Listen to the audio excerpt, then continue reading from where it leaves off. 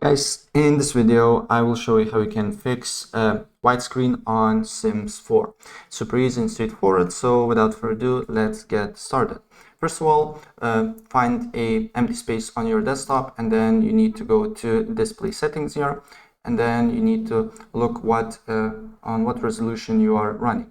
So my resolution is, as you can see here, 9020 x 1080, right? And you just need to remember these numbers here.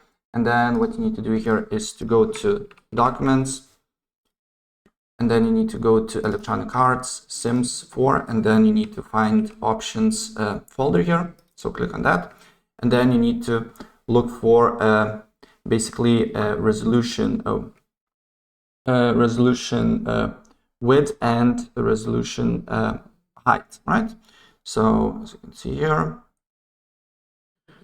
we need to look that thing here.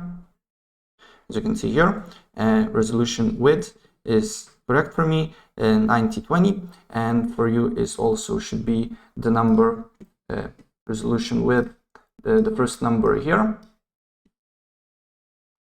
As you can see here, this one, and resolution height is 1080, and change it to your resolution on your display settings here, and save the changes, and the problem should be fixed. Alright, so that's pretty much it, and if I help you out, please press like button and subscribe for more. Take care. Bye.